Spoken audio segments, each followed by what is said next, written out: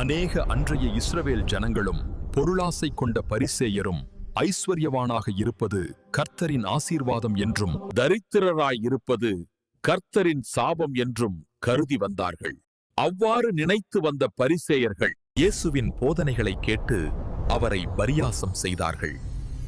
அவர்களை குறித்து இயேசு ஒரு உவமையை கூறினார். ஆனால் அந்த ஒரே உவமையில் அவர்களுக்கு மட்டுமல்லாமல் அனைவரும் அறிந்து கொள்ள வேண்டிய அநேக உண்மைகளை வெளிப்படுத்தியிருக்கிறார். ஐசுவரியமுள்ள ஒரு மனுஷன் இருந்தான். அவன் இரத்தாம்பரமும் விலையேறப் பெற்ற வஸ்திரமும் தரித்து அனுதினமும் சம்பிரமமாய் வாழ்ந்து கொண்டிருந்தான். நீர் கர்த்தரால் ஆசீர்வதிக்கப்பட்டவர், நீரும் உம் குடும்பமும் வாழ்க. ஜனங்களே பாருங்கள், கர்த்தரால் ஆசீர்வதிக்கப்பட்டவர்கள் இப்படித்தான் இருப்பார்கள். அவரின் ஆடம்பரத்தை பார்த்து அதிசயப்படுங்கள். லாசரு என்னும் பேர் கொண்ட ஒரு தரித்திரனும் இருந்தான். மகனே, இவன்தான் கர்த்தரால் சபிக்கப்பட்ட மனிதன். இவன் ஒரு பாவி, கர்த்தரால் சபிக்கப்பட்ட மனிதன். அவன் பருக்கள் நிறைந்தவனாய் அந்த ஐசுவரியவானுடைய வாசல் அருகே கிடந்து அவனுடைய மேஜையிலிருந்து விழும் துணிக்கைகளாலே தன் பசியை ஆற்ற ஆசையாயிருந்தான். நாய்கள் வந்து அவன் பருக்களை நக்கிற்று. லாசரு என்ற வார்த்தைக்கு தேவனை சார்ந்திருக்கிற அல்லது கர்த்தரை உதவியாக கொண்டிருக்கிற மனிதன் என்று பொருள். அதாவது கர்த்தர் மேல் நம்பிக்கையாக இருந்த தரித்திரன், தன் ஐஸ்வர்யத்தின் மேல் நம்பிக்கை வைத்து கர்த்தருக்கு மகிழ்மை செலுத்தாதவன் ஐஸ்வர்யவான்.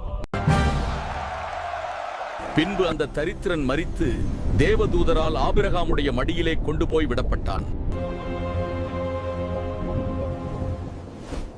லாசருவே, நீ இளைப்பாற வேண்டிய நாள் வந்தது. நன்றி தந்தையாகிய ஆபிரகாமே. நன்றியை கர்த்தருக்கு சொல். நீ அவர் மீது கொண்ட நம்பிக்கை உன்னை உயிர்ப்பித்தது.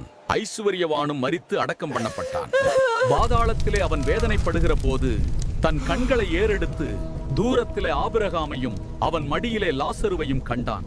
இயேசு கிறிஸ்து மரித்து உயிர்த்தெழும் வரை எல்லாரும் பூமிக்கு அடியில் உள்ள பாதாளத்தில் அடைக்கப்பட்டு கொண்டு இருந்ததாக வேதம் பதிவிடுகிறது. அதில் பாவம் செய்தவர்கள் கடைசி நியாய தீர்ப்பு முடியும் வரை வேதனை மிகுந்த இடத்திலும், கர்த்தருக்கு கீழ்ப்படிந்து வாழ்ந்தவர்கள் இளைப்பாறுதலும் அடைந்து வந்தார்கள். நம் இரட்சகரும் மரித்த பின் 3 நாள் அங்கேதான் இருந்தார். ஆனால் அவர் மரணத்தை ஜெயமாக விழுங்கி 3ஆம் நாளில் உயிர்த்த பின் அவரோடு கூட அநேக பரிசுத்தவான்கள் பரலோகம் சென்றார்கள். உலக தோற்றம் முதல் கொண்டு இதுவரை வேதனை மிகுந்த இடத்தில் அடைக்கப்பட்ட அனைத்து ஆத்துமாக்களும் இன்னமும் அதே இடத்திலிருந்து கதறிக்கொண்டிருக்கிறார்கள். கடைசி நியாய தீர்ப்பு முடிந்த பின் அவர்கள் நரகத்தில் எரியப்படுவார்கள். அந்த ஐஸ்வர்யவான் உயிரோடு இருக்கும் போது மனம் திரும்பாமல் மரித்த பின் புலம்பி உயிரோடு இருக்கும் தன் 5 சகோதரர்களையும் காப்பாற்ற நினைத்தும் முடியாமல் போனது.